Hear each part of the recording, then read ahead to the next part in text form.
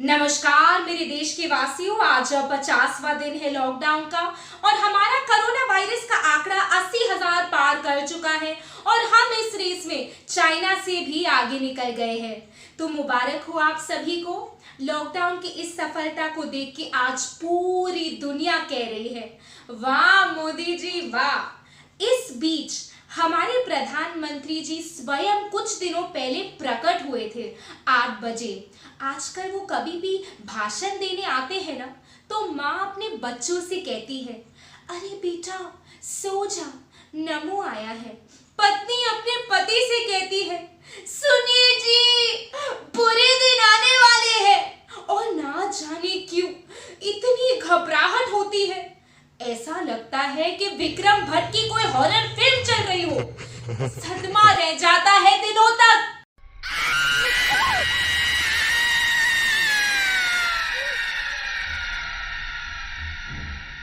लेकिन मोदी जी सुनने वालों में से नहीं है। वो आए, वापस आए 12 तारीख की रात ठीक 8 बजे अपने देशवासियों को एक सकारात्मक भाषण देने के लिए। और ये भाषण किसी अब्बास मस्तान फिल्म से कम नहीं था। इसमें ढेर सारा ड्रामा था, सस्पेंस था, रंग बिरंगी वस्त्र थे, डायलॉग्स थे और एक भारी भरकम क्लाइमैक्स। 20 लाख करोड़ का पैकेज। अरे आप खुद सोचिए, हिंदुस्तान में किसी के पास 20 रुपया तक नहीं रहे। 20 लाख करोड़ सुन के क्या हाल हुआ होगा बेचारों का। देखिए पैसा, ये पैसा, पैसा है कैसा, नहीं कोई ऐसा जैसा ये पैसा। ये हो मुसीबत न हो मुसीबत, हो मुसीबत न हो मुसीबत। 7, 8, 9 पैसा, ये पैसा, पैसा है कैसा, नहीं कोई ऐसा। परंतु मोदी जी ने ऐसे ऐसे शब्दों का प्रयोग किया जैसे प्राण शक्ति, साहस, संकल्प, धैर्य, आत्मबल, आत्मनिर्भर, बाहुबली, कि इस भाषण को समझना मुश्किल ही नहीं नामुमकिन हो गया। अरे मोदी जी, ये इंडियाज गॉट टैलेंट नहीं था जहां पे आपको अपने हिंदी का शो ऑफ करना था।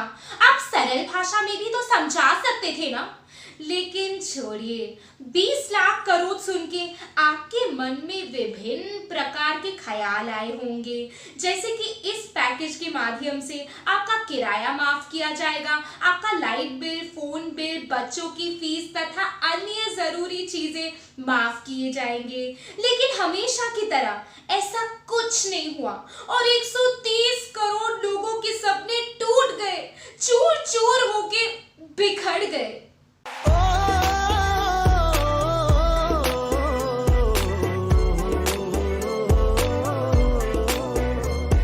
जब से मोदी जी ने पैकेज का ऐलान किया है, तब से काफी लोगों ने मुझे फोन कॉल्स और एसएमएस किए कि प्लीज हमें समझाओ मोदी जी आखिर कहना क्या चाहते हैं।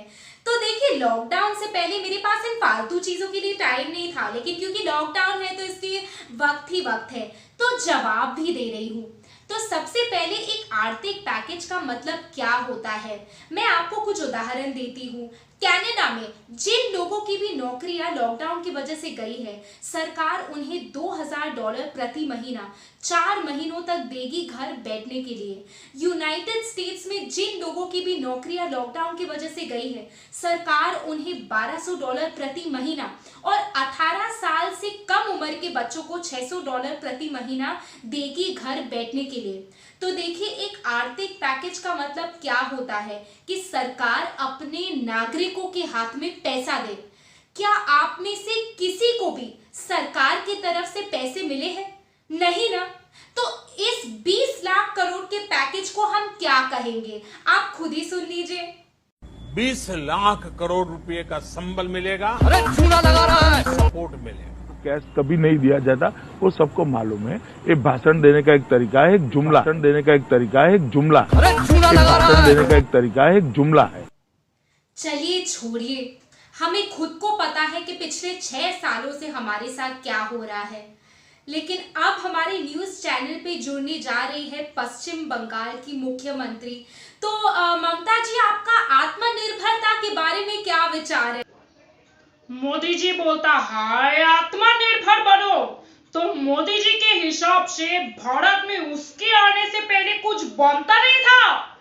कभी डिमोनेटाइज करता है, जीएसटी करता है, नागरिक को परेशान करता है, लॉकडाउन करता है, फिर देश खोलना नहीं आता, देश चलाना नहीं आता, तो भागता क्यों नहीं है?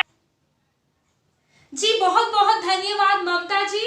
अभी हमारे साथ जुड़ने वाली है कांग्रेस पार्टी की प्रेसिडेंट सोनिया गांधी जी। सोनिया गांधी 130 साल पुरानी कांग्रेस पार्टी के प्रेसिडेंट होने के नाते श्री नरेंद्र मोदी जी से निवेदन करती हूँ कि वे 2014 में दिया गया वादा पूरा करें और फौरन 15 लाख देश की जनता के अकाउंट्स में डाल दें। मैं उनसे निवेदन करती हूँ कि 20 लाख करोड़ जैसे जुमलाबाजी, कलाकारी, ड्रामेबाजी, फेंकमभागी देश की जनता के साथ करना बंद करें और अगर देश उनसे संभाल से नहीं है तो ये जिम्मेदारी कांग्रेस पार्टी को दे दे और वापस गुजरात वडनगर स्टेशन पे जाके चाय बेचे। अब हमारे साथ जुड़ने वाले हैं यूनाइटेड स्टेट के प्रेसिडेंट मिस्टर डोनाल्ड ट्रंप, जिन्हें प्यार से नरेंद्र मोदी जी देखिए क्या बुलाते हैं। The President of the United States of America, Mr. Donald Trump. Donald Trump. So Mr. Trump, what do you think about India? Namaste, India. I was in Ahmedabad and I didn't like it, but I love India and I love Swami Vivekananda and Sachin Tendulkar. And what do you think about Mr. Modi and the Indian lockdown? Modi's a good friend, but I don't like him. I don't like him hugging me. And look at all the poor people dying. Modi's a nasty, nasty man to let that happen, but I'm the best. America's #1. God bless America. I'm the best.